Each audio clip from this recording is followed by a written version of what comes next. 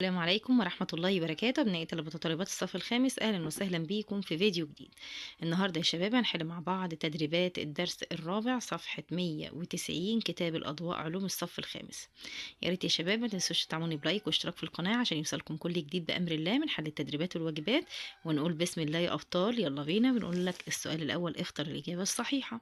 تصاعد غاز ثاني أكسيد الكربون أثناء التخمر ده تغير إيه؟ هتقوله تغير كيميائي. أي مما يلي ليس من التغيرات الفيزيائية للمادة. احنا عارفين التغيرات الفيزيائية حاجة انت تقدر تشاهدها بعينك، انما الكيميائية اللي بتكون تفاعلات. طيب هنقوله هنا صدأ الايه؟ صدأ الحديد. طيب هنا بيقول لك احتراق الخشب في المدفأة بتغيير ايه؟ تغيير كيميائي. من أمثلة التغيير الفيزيائي هتقول له انصهار الشمع. عند إذابة كمية من الملح في كوب به ماء هتقول له يحدث تغيير فيزيائي. يحدث تغيير ايه؟ فيزيائي. أكمل العبارات الآتية. يعتبر تصنيع البسكويت تغيير، هتقوله كيميائيا. تخمر العجائن بيعبر عن تغيير كيميائي للمادة. بينتج هتقوله حرارة عند تفاعل الأكسجين مع الكربون والهيدروجين. قشرة كيميائية حمراء بتنتج من تفاعل الحديد والأكسجين معا وتسمى أكسيد الحديد، دي تعرف بالصدأ. سحب وتشكيل النحاس إلى أسلاك ده تغيير، هتقول له فيزيائي. يلا يا شباب، رقم 3 صح وخطأ. انصهار الشمع بينتج عنه مادة جديدة لذا يعتبر تغيير كيميائي، هتقول له خطأ، ده تغيير فيزيائي. صدأ الحديد بيعتبر تغيير فيزيائي للمادة، هتقول له خطر اسمه ايه؟ تغيير كيميائي مش فيزيائي.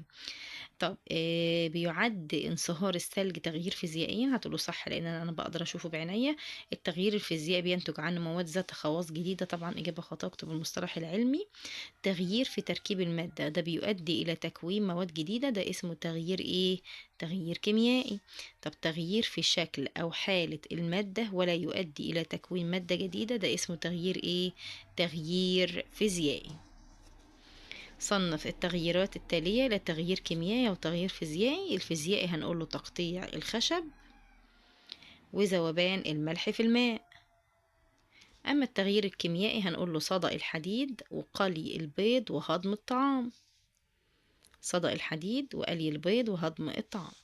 علل ظهور فقاعات عند خلط الخل مع صودا الخبز، هتقوله بسبب حدوث تفاعل كيميائي بين الخل وصودا الخبز وإنتاج مادة جديدة وتصاعد غاز ثاني أكسيد الكربون.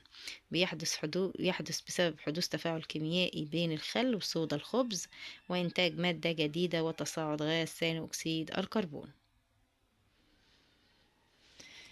رقم 7 بيقول لك قام أحمد بقلي بيضة بينما وضعت هناء السكر في كوب الشاي، فما نوع التغيير اللي قام به كل منهما؟ هنقوله قام أحمد بتغيير كيميائي طبعا عشان هو قلى بيضة. أما هناء فطبعا السكر في الشاي ده تغيير فيزيائي. كده يا شباب حلنا صفحة 190. نكون وصلنا لنهاية الفيديو، حلنا مع بعض تدريبات الدرس الرابع صفحة 190. يا ريت يا شباب ما تنسوش تدعموني بلايك واشتراك في القناة عشان يوصلكم كل جديد من حل التدريبات والواجبات. أشوفكم على خير وأتمنى لكم التوفيق والنجاح يا رب. ذاكروا كويس يا حبايبي، مع السلامة.